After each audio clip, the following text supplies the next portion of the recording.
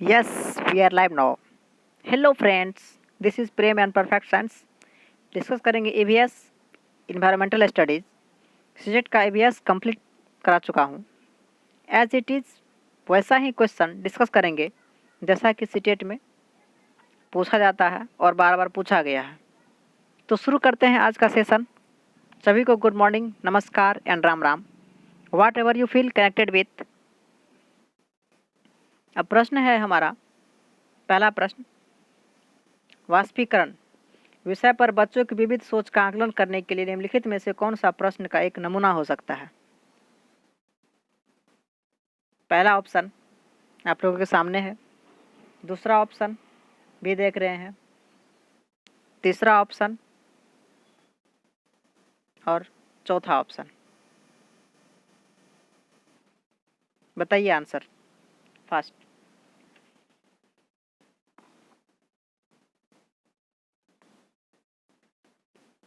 चलिए, ऑप्शन इनका यानी पूछ रहा है विविध सोच यानी कि कंडीशनल बेस्ड बच्चे में कैसा होना चाहिए, इमेजिनेशन होना चाहिए, कल्पना शक्ति का उजागर होनी चाहिए, ओपन माइंडेड होनी चाहिए, ओपेंडेड होनी चाहिए। क्वेश्चन क्या झलक रहा है अब बच्चे में, यानी कि कंडीशनल बेस्ड किस ऑप्शन में झलक रहा है।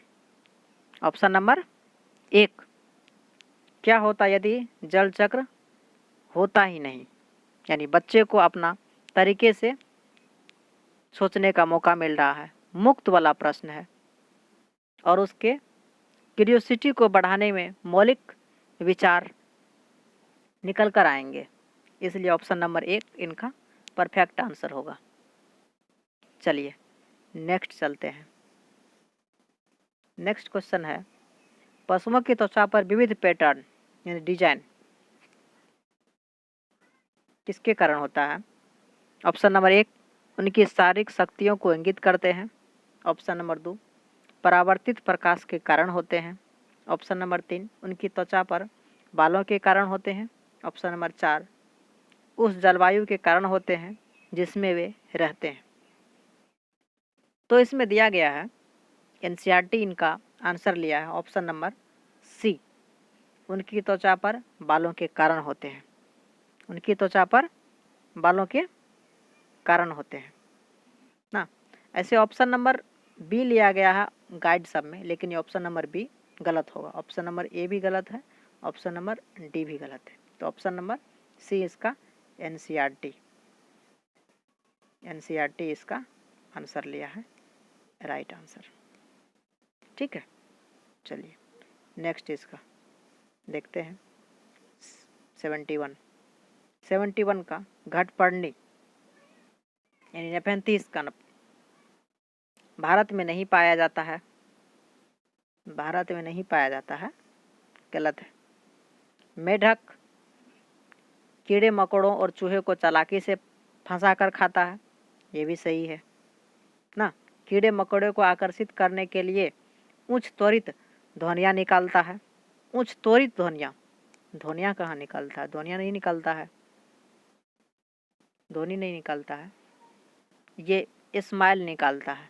क्या निकालता है, स्माइल यानी सॉरी स्मेल कहेंगे इनको ना, स्मेल निकलता है।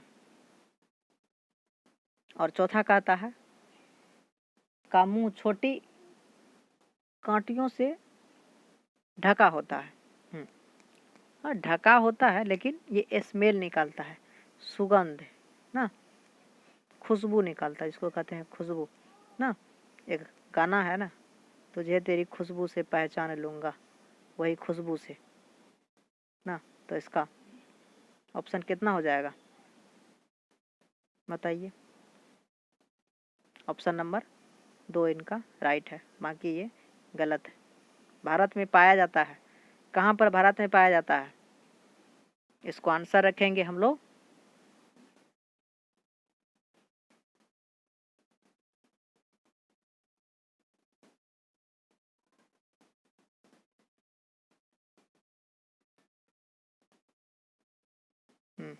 ऑप्शन नंबर बी ठीक है।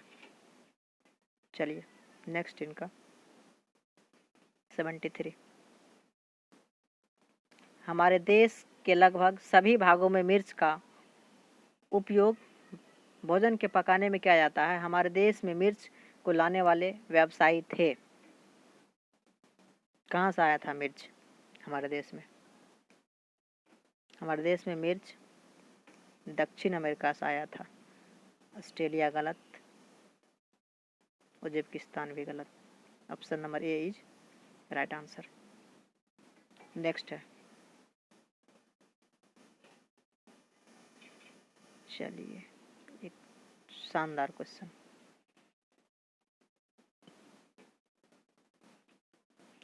किसी पशु के विषय में नीचे दिए गए विवरण को पढ़िए और उस पशु को पहचानिए। यह भालू जैसा दिखता है, भालू जैसा दिखता है, पर भालू नहीं है। यह दिन में लगभग 17 घंटे वृक्ष की शाखाओं से उल्टे लटक कर सोता है।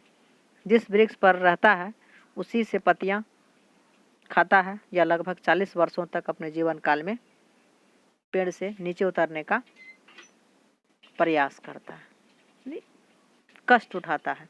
तो क्या ऑप्शन नंबर चिंपांजी नहीं होगा, पैंडा नहीं होगा, स्लॉथ, लंगूर गलत। भालू जैसा दिखता है, इसलिए इसका आंसर, तो इसका आंसर सी नंबर स्लॉथ।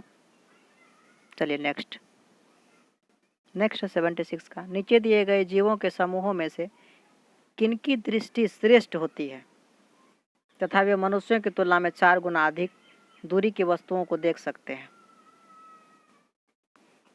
सांप, रेशम कीट, मछली, छिपकली, चील, गरुड़, गिद्ध, मधुमक्खी, मच्छर, तितली, बाघ, तेंदुआ, सांड। बताइए।